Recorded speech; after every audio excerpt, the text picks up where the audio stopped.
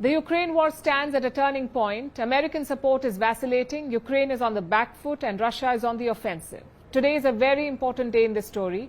A conversation today could decide the course of this war. A conversation between Donald Trump and Vladimir Putin. The US president is all set to dial his Russian counterpart. They will speak on the phone tonight, and on the cards is a ceasefire, an optimistic proposal that could stop the fighting for 30 days. Though how optimistic exactly? Listen to this. We want to see if we can bring that war to an end. Maybe we can, maybe we can't, but I think we have a very good chance. Maybe they can, maybe they can't. So let's look at the chances. The Kremlin has declined to give details about what to expect from the call, saying that they never get ahead of events. That's what they said. But the US has struck a more upbeat note. The White House says peace in Ukraine has never been closer. Those were their words. Trump claims that many elements of the peace deal have been agreed upon with Russia. After all, he's approaching this agreement the way any business person would. He wants to divide critical assets like land and power plants. Well, I think, they'll be talking about land. It's a lot of land. It's a lot different than it was before the wars, you know. And we'll be talking about land. We'll be talking about power plants. Trump has been careful not to say much about the Ukrainian territory discussed tonight, but there are signs that concessions will be made for Putin. There's a power plant that is on the border of Russia and Ukraine that was up for discussion with the Ukrainians, and he will address it in his call with Putin tomorrow. The facility is most likely the Zaporizhzhia nuclear power plant. It was occupied by Russian forces in 2022, and by the looks of it, they will get to keep it, along with about 20% of Ukraine, which Russian troops already control. This has already been made clear by the Trump administration. So Trump is accommodating Moscow. And this is not the only sign of it.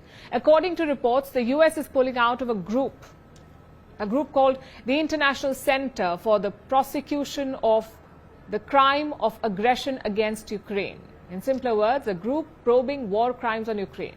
It's a multinational effort to investigate Russia's invasion of Ukraine, and the US has decided to withdraw from it.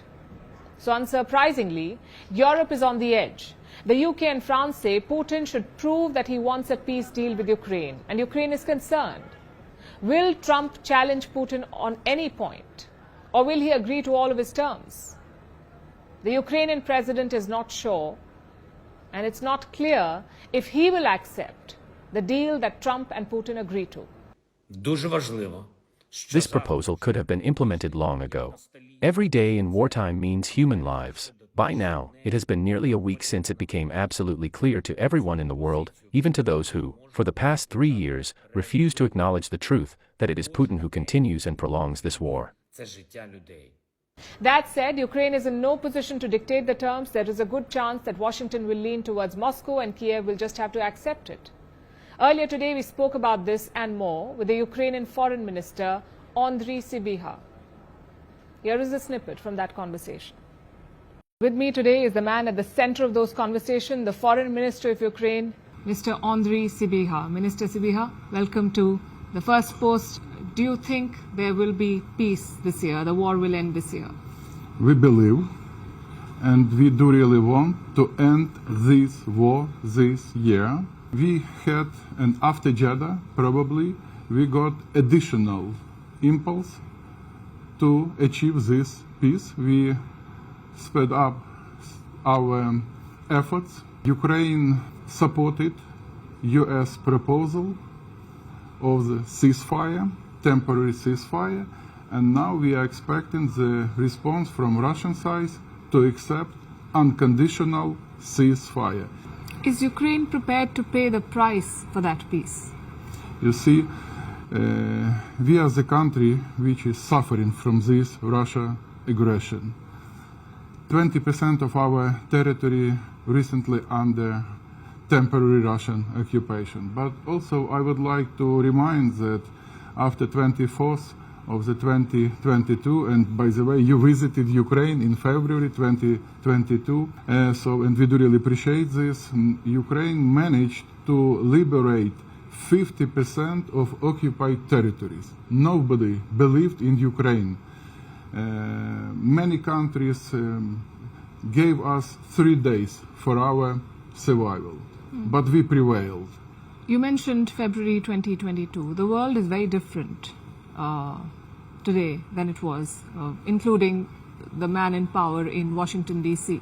Do you think that Ukraine is at its weakest position today in this war? You see, we need to restore world order based on international law. This war is not about Ukraine. This war about restoration of the world order based on respect of territorial integrity and sovereignty. Yes, we should be in more strong position. That's why we need support of international community.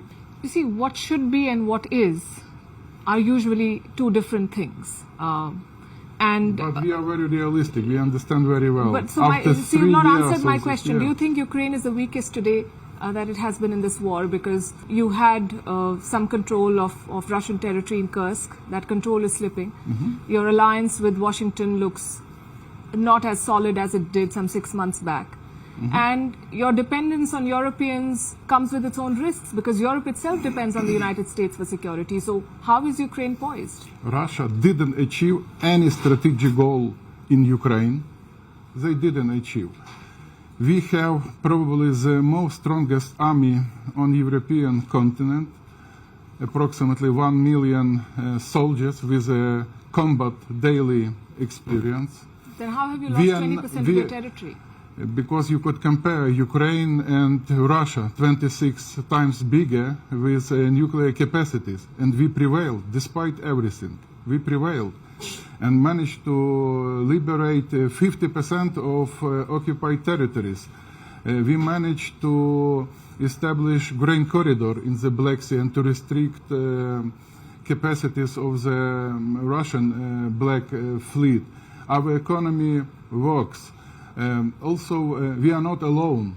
We have partners and allies which contributed a lot in our resilience, and we are thankful. We are thankful to all of our partners, and here I would like also to express gratitude to India, to your great country, for the constant support of our territorial integrity and sovereignty. And the visit of your Prime Minister last August was really very important and historical one.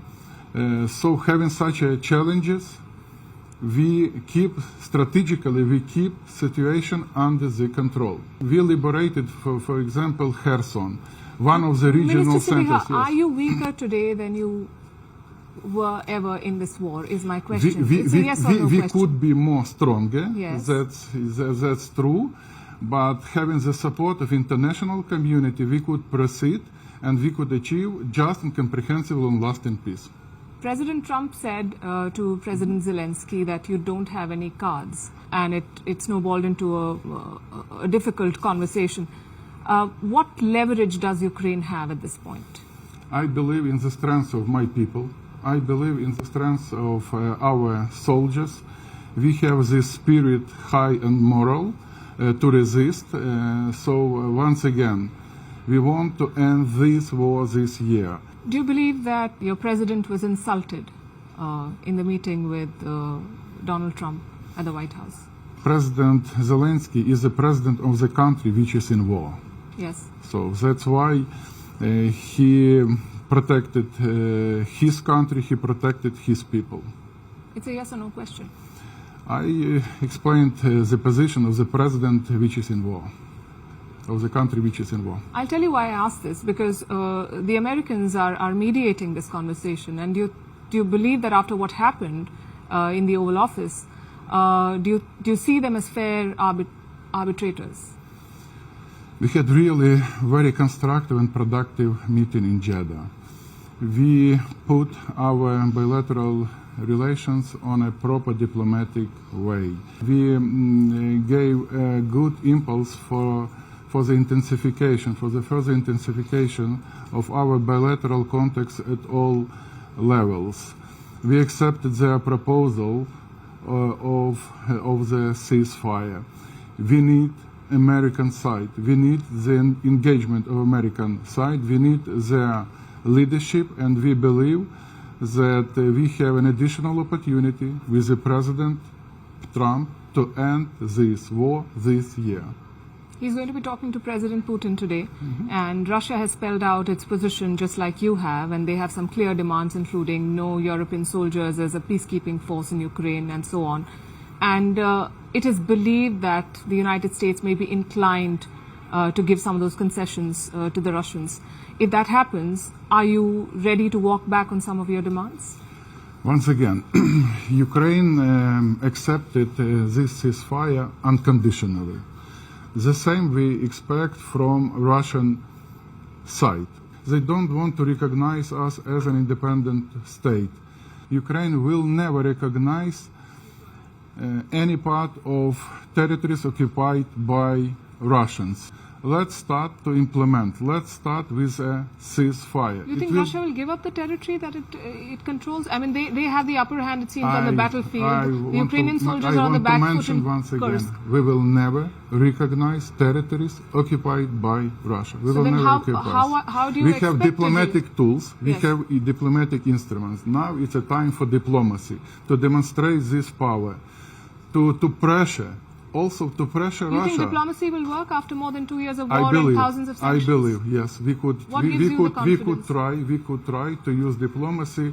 For example, this meeting in Jeddah. Yes. It was really important one, and we could expect further development. Let's give a chance to diplomacy. But that meeting came after a lot of pressure from your allies in the US. So let's give a chance to diplomacy to use all the instruments to achieve just and comprehensive long-lasting I think that would be the best, to give diplomacy a chance, and that is what India has also... And we share this approach. Absolutely, absolutely. And Ukraine's position vis-a-vis India has evolved considerably since the war began. I believe your predecessor said things like India has blood on its hands, and since then we've seen the Prime Minister visit Kiev, and we've seen the coming together of both countries, and that is a very welcome step. But if you remain firm on your demands, and the Russians clearly are, with their gains both on the battlefield and increasingly it appears so at the talking table as well.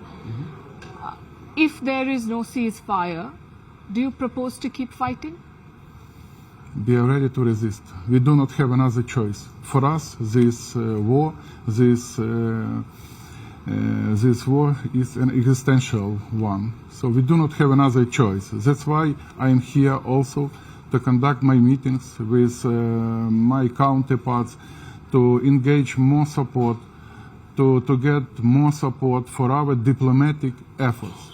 Once again, we do really have a chance, so-called diplomatic chance, to end this war this year, jointly. If President Trump agrees to Russia's demands, what are your options? Once again, we have our position. You ask me once again the same question. Because you've not answered my question. We have our position. We will keep this position because for us, we do not have another choice. But how do you keep fighting? Thanks a lot. We have enough capacities to keep fighting. Right. Yeah. Thank you very much, Minister. Thanks. First Post brings you the Ideas Pod at the Raisina Dialogue 2025, the largest gathering of global policymakers, thought leaders, and innovators, now on the fastest growing international news platform. Big ideas, big debates, big impact. Only at the Ideas Pod. Raisina Hill. First Post gives you front row access to the conversations that matter most. The Ideas Pod. Raisina Dialogue 2025 on First Post. From March 17th to March 19th. Do you think that Ukraine is at its weakest position? This war is not about Ukraine. Do you believe that your president was insulted? Yes or no question. Is Ukraine prepared to pay the price for that peace? No compromises at the cost of territorial integrity and sovereignty. Diplomacy will work? Yes. Do you think Russia will give up the territory if there is no ceasefire? Do you propose to keep fighting? We are ready to resist. Do you think there will be peace? Many countries gave us 3 days. President Trump said you don't have any cards. We do not have another choice. How do you keep fighting? You ask me once again the same question. Because you've not answered my question. We have enough capacities to keep fighting.